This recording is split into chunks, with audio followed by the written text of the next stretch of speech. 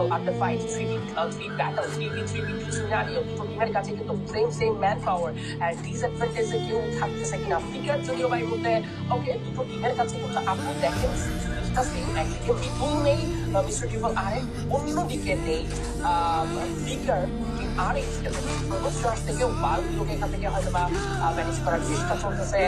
কিন্তু এখন পর্যন্ত একটা রিফিল হোল্ড করবে, যেগুলো মধ্যে এই জায়গা থেকে যদি জাম্প করে একটা অ্যাটাক করে ফেলতে পারে, একটা আনএক্সপেক্টেড এন্ট্রি নিয়ে নিতে পারে অপোনেন্টের সামনে। দেখছি সেটা হয় কিনা টপ ওয়ানদেরকে দিতে পারে জোর কন্ট্রোল সিংহর সাথে ওপেন গ্রাউন্ডে আসতে হবে।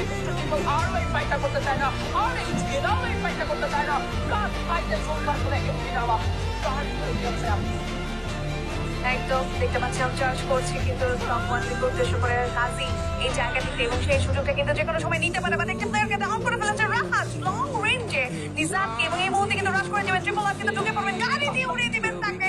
তারই স্কিল তারই উপরে কিন্তু অ্যাপ্লাই করা হচ্ছে।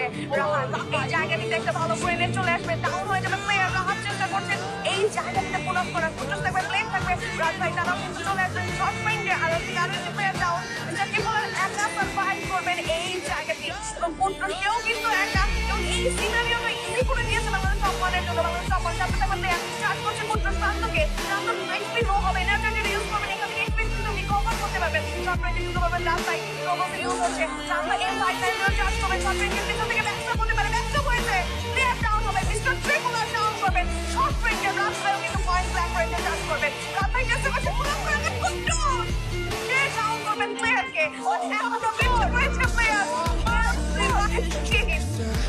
It's the booyah from Bangladesh top one. Oh my goodness, what a dramatic finish it is.